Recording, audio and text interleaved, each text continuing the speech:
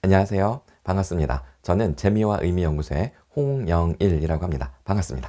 오늘 교수님들과 함께 학생들이 좋아하는 피드백 기법에 대해서 네 가지 주제를 가지고 살펴보려고 하는데요.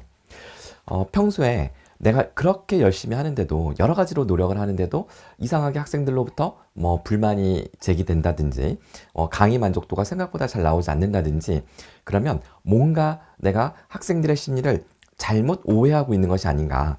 그동안 학생들이 좋아하는 방식이 아니라 학생들이 전혀 감흥을 일으키지 못하는 학생들에게 반응을 끌어내지 못하는 방식으로 내가 잘못 노력해온 건 아닌가. 이거 꼭 짚어봐야 되는데요.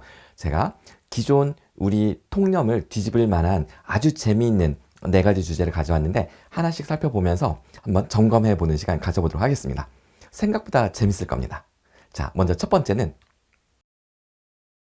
간헐적 피드백 그리고 선별적 피드백을 해야 된다라는 주제인데요. 꾸준히 열심히 충분히 많은 피드백을 주는 것이 결코 능사가 아닙니다. 자, 먼저 간헐적 피드백이란 무엇일까요? 동료 피드백을 적극 활용하고 교수님의 피드백은 가끔씩 어쩌다 한 번씩 하시는 걸로 충분하다라는 것입니다. 지금 제가 여기 게시판 캡처해 놓은 게 있는데요. 여기 보시면 제 이름이 그냥 어쩌다가 한 번 딱 나와요. 여기 보면 여기 있네요. 홍영일. 네, 여기 보이시죠? 홍영일. 일주일에 한 번, 두 번이면 충분합니다. 그럼 나머지는 학생들끼리 서로 질의응답을 하는 거죠. 학생들이 의견을 올리고 다른 학생들이 답변을 달도록 그러한 장치만 만들어 놓으시면, 그리고 간간히 교수님 이름이 사이사이에 등장하는 것만으로도 충분히 학생들에게 자극이 될 수 있습니다. 교수님의 노력을 최소화하면서 학생들로 하여금 긴장의 끈을 내려놓지 않게 할 수 있는 아주 기가 막힌 그런 전략이라고 할 수가 있겠습니다. 자, 이게 첫 번째 팁이고요. 생각보다 효과가 좋고요. 그리고 일주일에 하루 이틀 정도만 마음 먹고 들어가서 보시면 되고 나머지는 바쁜 일상을 소화해 내셔도 괜찮다라는 겁니다. 자, 두 번째. 샘플이 될 만한 학생의 과제를 자세하게 피드백을 하고 공개하는 전략. 이걸 생각해 볼 수가 있겠는데요. 자, 근데 이걸 말씀드리기 전에 한번 이걸 생각해 보겠습니다. 과제 피드백을 학생들에게 제공할 때 두 가지를 구분해 볼 수가 있겠는데요. 이렇게요. 첫 번째, 모든 과제에 피드백을 하는 경우 생각해 볼 수 있고요. 두 번째, 선택, 집중 피드백을 한 다음 그것을 공개하는 겁니다. 즉, 학생들 과제 중에 이 학생 과제를 좀 집중적으로 세밀하게 상세하게 피드백을 하고 그리고 그걸 공개하는 거죠. 그럼 다른 학생들 과제는 피드백을 하지 않아도 된다는 뜻인데요. 자, 이 두 가지 중에 어떤 것이 좋을지 따져보자라는 겁니다. 자, 먼저 첫 번째. 모든 과제에 피드백을 한다면, 물론 이제 많은 교수님들께서 그래, 내가 교수니까 당연히 학생들 과제 한 명 한 명 소외되는 학생 없도록 다 피드백을 해주는 게 맞지 않나? 이런 생각을 하실 텐데요. 학생 입장에서 생각을 해보자는 거죠. 자, 학생 입장에서는 교수님께서 이렇게 모든 학생들에게 피드백을 해주신다면 와, 우리 교수님 진짜 대박이다. 이거 정말 어떻게 우리 많은 학생들 과제를 일일이 다 피드백 해주실까라고 하면서 감동을 받을까요? 아니면 뭐야, 뭐 교수님이 월급 받고 당연히 하셔야 되는 거 아니야? 그냥 당연한 걸로 여길까요? 네, 당연한 걸로 여깁니다. 이게 뭐와 같냐면 그 삼시세끼 매일 밥을 차려주는 엄마의 그 정성에 대해서 아이들이 고마움을 느끼기보다 그냥 우리 집에 밥 해주는 여자 있어 뭐 이렇게 생각하거나, 뭐 얼굴 코빼기도 잘 보이지 않는 아빠가 매일같이 힘들게 일을 해서 돈을 벌어다 주는데 그냥 우리 집에 돈 벌어다 주는 남자가 있어 이렇게 생각하는 것처럼, 너무나 완벽한 에너지를 쏟아 부으면, 그리고 그것이 너무 익숙해져 버리면 그냥 당연한 걸로 여기게 되고 고마움을 잘 느끼지 못한다는 것이죠. 이게 에너지를 쏟아붓는 만큼 교수님들은 스스로 속상하고 실망할 수밖에 없는 겁니다. 야, 난 정말 열심히 하는데 이 녀석들이 이것을 못 알아보는구나 라고 해봐야 교수님만 속상한 거죠. 사실 인간의 심리를 우리가 꿰뚫어 본다면 조금 요령 있게 할 수 있습니다. 자, 선택 집중, 그러니까 특정 학생을 뽑아서 그 학생의 과제를 아주 상세하게 피드백을 하는 거죠. 그리고 나서 그것을 공지사항 게시판에 올리는 겁니다. 자, 그랬을 때 학생들은 어떻게 반응할까요? 자, 이것도 제가 지금 무조건 이게 좋다라고 넘겨짚지 마시고 이거 신중하게 생각을 해봐야 됩니다. 자, 먼저 선택 집중 피드백을 해서 공개했을 때 학생들의 반응은 1번, 2번 중에 무엇일까요? 1번. 와, 대박이다. 뭐 이런 반응을 할까요? 아니요. 이렇게 반응합니다. 다행이다. 내게 안 걸렸네. 이게 이 학생들의 일반적인 반응입니다. 그러니까 학생들은 교수님이 피드백을 할 때 자기 과제가 이제 노출되는 거잖아요. 학생들에게 그냥 만천하에 드러나는 거잖아요. 그러니까 피드백을 당하는 거죠. 자기가 원해서 당한다기보다 그냥 일방적으로 당한 다음에 그것이 그냥 부끄럽게 모든 학생들 앞에 공개가 되는 거니까 그걸 좋아할 학생이 없죠. 당연히 없습니다. 거의 없습니다. 있을 수는 있어요. 소위 관종이라면 그럴 수 있겠죠. 하지만 대부분 학생들은 이런 반응이에요. 우와, 뭐가 올라왔는데 딱 보니까 다행히 내 건 아니야. 그래서 일단 안심을 합니다. 그리고 관찰학습이라고 하죠. 간접적으로 다른 학생의 과제를 통해서 그 피드백을 보면서 내가 한 과제라면 교수님의 이 피드백을 비추어 볼 때 내가 어느 수준이겠구나 이런 것들을 가늠해 볼 수가 있습니다. 그러니까 간접적으로 피드백을 받는 것이기 때문에 심리적으로 상당히 안정감을 느낄 수가 있는 거죠. 학생들 입장에서는 말이죠. 그러면 이 피드백을 당한 학생 입장에서는 당한 거죠. 이 학생 입장에서는 어떤 부담이나 이런 게 없어야 되잖아요. 그래서 상세하게 피드백을 하실 때 그 학생이 그 어떤 무안하지 않도록 그 학생을 좀 이렇게 많이 치켜세워 주면서 피드백을 하시는 거죠. 그래서 학생이 희생한 덕분에 많은 학생들이 도움을 받을 수 있었고, 그리고 학생들 사실 학생 걸 고른 이유는 사실은 잘했기 때문이야 라면 그런 그 언지를 중간중간 이렇게 흘리시면서 하게 되면 그 학생도 뿌듯해지고, 그 다른 학생들은 안전하게 심리적으로 안정감 있게 피드백을 받을 수가 있다는 겁니다. 그래서 모든 학생들에게 긍정적인 효과를 끌어낼 수 있는 기가 막힌 방법이 바로 선택 집중 피드백 후 공개하는 것이다 라는 것이죠. 교수님의 수고를 확 줄여주면서 하지만 성과는 확 끌어올릴 수 있는 기가 막힌 방법입니다. 단 모든 학생들 과제에 피드백을 해야만 하는 경우라면 그러면 그런 성격을 갖는 과제가 있을 수 있습니다. 그럴 때는 당연히 모든 과제에 피드백을 해야만 되겠지만 일반적으로 그렇게 하지 않아도 되는 경우에 우리 보통 어떤 그 패턴을 몇 개 만들어 놓고 그냥 복붙하면서 약간씩 변형을 주면서 이제 피드백을 주다 보니까 사실 학생들도 다 알거든요. 그러니까 교수님이 모든 피드백을 다 달지만 이게 깊이가 그렇게 깊지 않다. 라는 거 학생들이 다 넘겨짚습니다. 그러니까 사실 고마워하지도 않고 당연히 여기니까 쓸데없이 에너지를 쏟기보다 할 수만 있다면 선택과 집중 이 전략을 쓰는 거죠. 그렇게 선택과 집중하면 학생들이 이렇게 세밀한 평가를 나중에 내 기말 그 성적 받을 때도 이렇게 세밀하게 평가를 하셨겠구나 이렇게 생각을 하게 되는 거예요. 자, 그래서 학생들은 자신의 과제의 수준을 간접적으로 가늠해 볼 수 있는 기회가 되고요. 그러니까 심리적으로 안정적으로, 그리고 마지막으로 교수님의 평가를 더 순순히 받아들일 수 있는 그런 하나의 그 방편이 될 수 있다. 이렇게 정리해 볼 수가 있겠습니다. 자, 간헐적 그리고 선별적 피드백 말씀드렸고요. 자, 두 번째입니다. 개방형 플랫폼을 사용하는 게 좋다. 자, 이건 무슨 뜻이냐면 요거는 제가 좀 이렇게 설명을 드려볼게요. 학생들 팀 프로젝트나 아니면 뭐 개인 과제도 상관이 없습니다. 학생들이 소위 개인 과제나 팀 과제를 할 때 그 어떤 산출물을 어딘가 올리죠. 우리가 보통 LMS에 올리는데 우리가 그것을 폐쇄형이라고 합니다. 그럼 개방형 플랫폼은 뭐냐면 패들렛이나 구글 드라이브 같은 걸 말하는데요. 제가 잠시 후에 예시를 보여드릴게요. 폐쇄형은 우리가 학교에서 제공하는 LMS 과제방 혹은 팀 프로젝트 방을 말합니다. 이게 왜 폐쇄형이라고 말하냐면 학생들이 자신의 과제를 올리잖아요. 그러면 다른 학생들 과제를 볼 수가 없습니다. 그러니까 비교할 수가 없어서 뭔가 내가 열심히 과제를 한 것 같긴 한데 이게 어느 수준인지는 나중에 성적표를 받아보고 나서 그때 아는 거죠. 그랬을 때 뭔가 열심히 했는데 성적이 생각보다 잘 안 나왔다는 학생들은 교수님한테 성적 이의 제기를 합니다. 제가 왜 이 B학점밖에 안 나왔는지 좀 상세하게 알려주시면 감사하겠습니다. 이런 식으로 이메일을 보내는 거죠.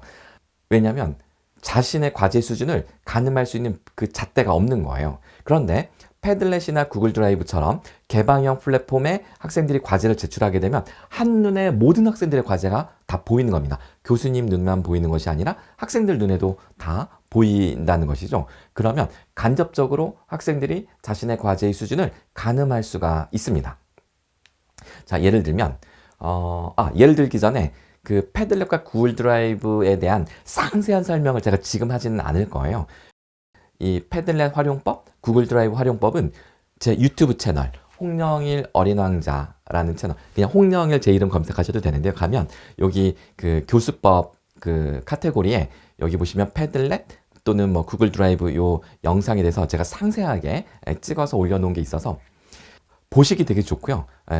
꼭 한번 보시기 추천드립니다. 자, 근데 전 여기서는 짧게 예시만 보여드릴게요. 지금 보시는 화면이 패들렛 화면을 제가 캡처한 건데 하나의 URL 주소, 학생들에게 인터넷 주소, 이 인터넷 주소를 공지사항 게시판이나 수업 그 단톡방에다가 공지하면 학생들이 클릭하고 들어오겠죠? 거기다가 과제를 올립니다. 그러면 지금 이 하나가 모두 다른 학생들이 올린 거고요. 그러면 내가 올린 것뿐만 아니라 다른 학생들이 올린 것을 한눈에 다 펼쳐서 보는 거죠. 그러면 나는 이렇게 올렸는데 다른 학생들이 이렇게 올렸구나. 비교가 됩니다. 그렇게 함으로써 우리가 얻을 수 있는 이득, 뭐가 있을까요? 학생들이 스스로의 과제의 수준을 가늠해 볼 수 있기 때문에 나중에 성적 나왔을 때 이의 제기하는 그 건수가 확연히 줄어드는 것을 경험해 보실 수가 있을 겁니다. 그리고 은근히 다른 학생들 과제가 눈에 보이니까 비교가 되니까 자율적 경쟁을 유발할 수가 있습니다. 네, 은근슬쩍 경쟁심이 발동하는 거죠. 그러면서 스스로 성찰하고 그러다 보니까 전체 과제의 퀄리티가 상향 평준화되는 그런 효과를 기대할 수가 있습니다. 학생들이 그냥 그 LMS 게시판에 과제방에 딱딱 올리면 다른 학생들 과제 수준을 볼 수가 없으니까 내가 잘한 건지 못한 건지 이거 비교가 안 되는데 이렇게 공개형 플랫폼에 올리게 되면 비교가 되니까 올렸다가 삭제하고 다시 올리는 경우들이 빈번하게 생깁니다. 더 잘하고 싶은 거죠. 네. 그래서 개인의 어떤 프라이버시라든가 혹은 그러니까 표절을 절대 해서는 안 되는 그런 과제여서 나는 이런 개방형 플랫폼을 쓰지 않겠다. 이렇게 보통은 생각을 하시는데요. 아닙니다. 이 표절 문제에 있어서도 개방형 플랫폼을 사용하시게 되면 표절률이 확 줄어듭니다. 왜냐하면 학생들이 보통 그 리포트 이렇게 유료 사이트 같은 데서 막 검색해가지고 그걸 약간 변형해서 제출하거나 이런 경우도 간간히 있고요. 그리고 또 최근에 그 오픈 AI에서 만든 챗 GPT 거기다가 이렇게 과제를 물어보면 기가 막히게 초벌 작업을 해주거든요. 거기다가 조금만 살을 붙이면 정말 깜짝 같은 기가 막힌 퀄리티의 A+ 과제 낼 수가 있는 거잖아요. 근데 개방형 플랫폼을 쓰게 되면 학생들이 서로 크로스 체크가 되는 겁니다. 그러니까 함부로 그 어떤 다른 데서 뺏겨다가 썼는데 다른 학생이 그것을 눈치를 채거나 문제 제기를 할 수가 있는 거죠. 그러니까 최대한 학생들이 이렇게 몸을 사리면서 표절을 하기보다는 최대한 윤리적으로 뭐 출처가 있다면 명확히 출처를 밝힌다든지 그런 식으로 과제를 올린 것을 목격하시게 되는 겁니다. 공개하는 게 훨씬 좋습니다. 그래서 학생의 과제를 공개형 플랫폼에 업로드하시게 하면 개인 과제는 표절률이 줄어들고요. 그 다음에 팀 프로젝트라면 집단지성을 발휘하게 할 수 있습니다. 자, 좋은 점 두 번째 볼까요? 바로 지금 여기 보시면 이게 엑셀 화면인데요. 이거는 구글 드라이브에서 구글 워드, 뭐 구글 프레젠테이션, 구글 스프레드시트 이렇게 메뉴들이 있어요. 구글 스프레드시트, 엑셀하고 똑같은 거죠. 거기다가 제가 페이지를 하나 만들었습니다. 그리고 나서 여기 URL이 있는데 요 인터넷 주소, 여기 보이시죠? 요 인터넷 주소를 그 대면 수업에서 교실에서 학생들에게 제가 단톡방에다 이걸 딱 올린 겁니다. 그러니까 학생들이 스마트폰을 꺼내서 그 링크를 딱 클릭하면 그 구글 드라이브 어플만 깔면 이게 들어와요. 그래서 이 손가락으로 작성을 할 수가 있습니다.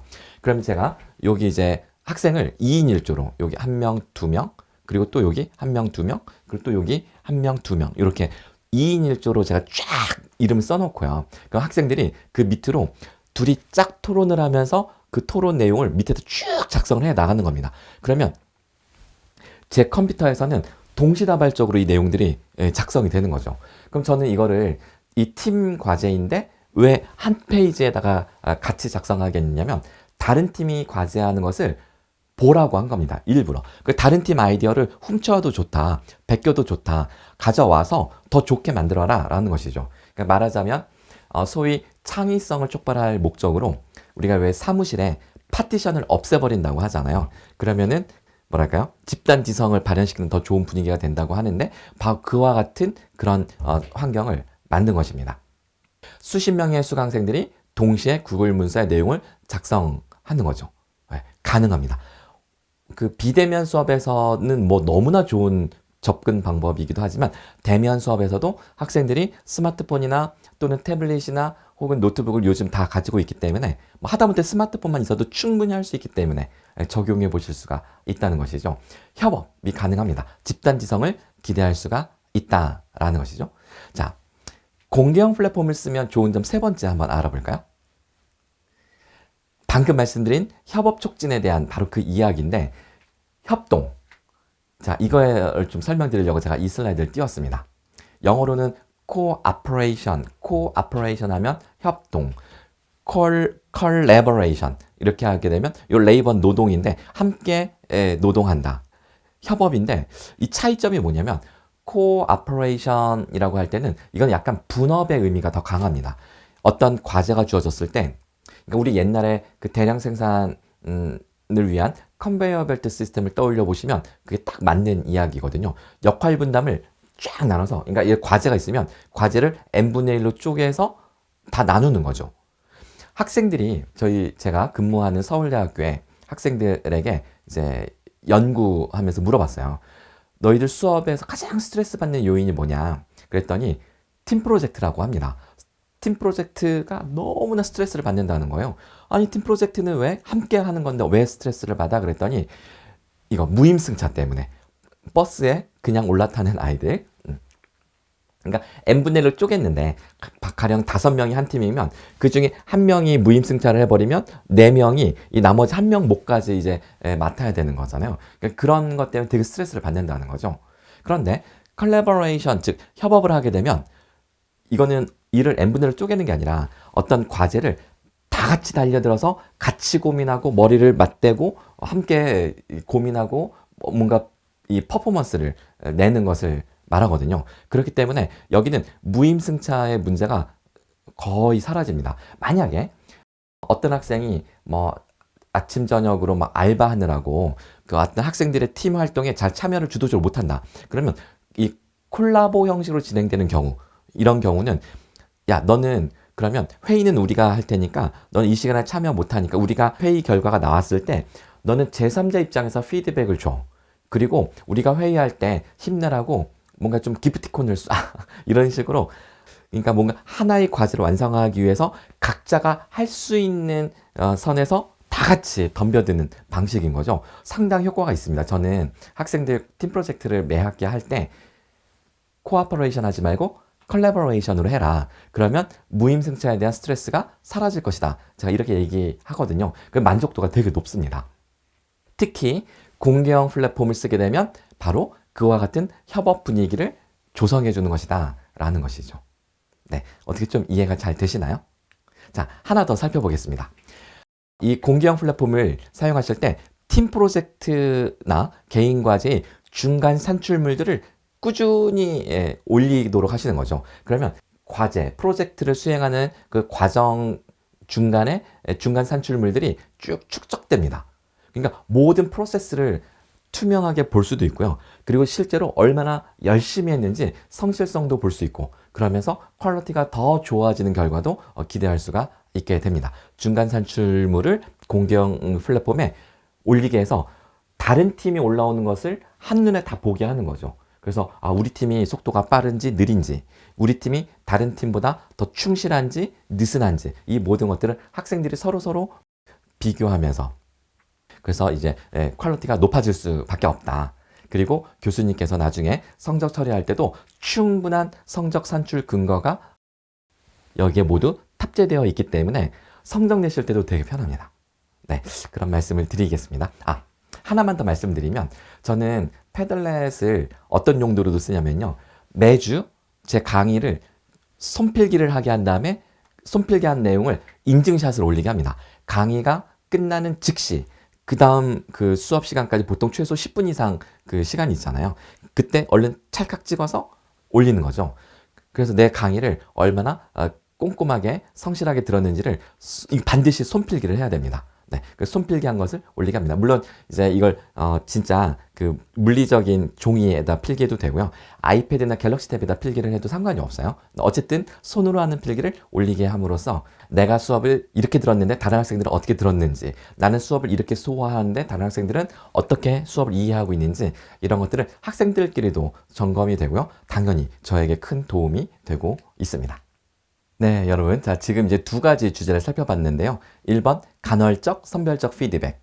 그리고 개방형, 폐쇄형 플랫폼. 간단하게 한번 리마인드 차 정리해 볼까요? 자, 먼저, 모든 학생들에게 피드백을 주는 것이 결코 능사가 아니다. 일주일에 한두 번 가끔씩 피드백을 주시는 것으로 충분한데, 학생들끼리 서로 피드백을 주는 그런 장치를 마련해 놓으셔라 라는 뜻이죠. 간헐적 피드백. 학생들끼리 피드백을 주고받으면서 교수님은 사이사이에 어쩌다 한번 이름이 등장하면 충분하다. 특히 학생들 과제에다 피드백을 주실 때는 모든 학생들에게 피드백을 주시는 것보다 그건 아무리 그 고생을 해도 학생들이 당연하게 여길 뿐 그렇게 고마워하지 않는다라고 말씀드렸잖아요. 한두 명의 학생의 과제를 뽑아서 아주 치밀하게, 섬세하게 내가 이런 사람이야 라고 하면서 거의 뭐 완전히 뽐내듯 피드백을 주시고 공개를 하는 거죠. 당연히 이제 그 학생을 좀 띄워주면서 하셔야 될 겁니다. 그러면 모든 학생들이 행복해합니다. 네. 자기가 안 걸려서도 좋고요. 그리고 간접적으로 평가를 받는 피드백의 효과도 있기 때문에 여러 가지로 좋다. 이게 1번이었고요. 자, 그 다음 두 번째, 개방형, 폐쇄형 플랫폼. 이 플랫폼이라는 게 소위 LMS 뭐 이런 걸 말하는 건데 학교 LMS는 학생들 과제가 다른 학생들 과제를 볼 수가 없기 때문에 그래서 비교할 수 있는 그런 잣대가 없습니다. 나중에 성적 이의제기의 원인이요. 사실 숨어있는 원인 중에 하나입니다. 그래서 성적 이의제기를 확 줄여줄 수 있는 좋은 방법 중에 하나, 학생들이 자신의 과제가 다른 학생들 과제와 저절로 비교가 되게끔 해놓는 것만으로도 충분히 효과를 볼 수 있다.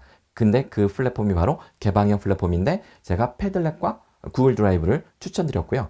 패들렛 구글 드라이브 사용법을 자세히 보시려면 유튜브에서 홍영일 어린 왕자 채널 검색하시고 보시면 아주 자세하게 따라해보기 하면서 연습해 보실 수가 있습니다. 자, 이렇게 두 가지 했습니다. 자, 이제 나머지 3번과 4번. 이거는 전혀 다른 또 우리의 발상의 전환을 가져다 줄 이야기인데 만나보시겠습니다.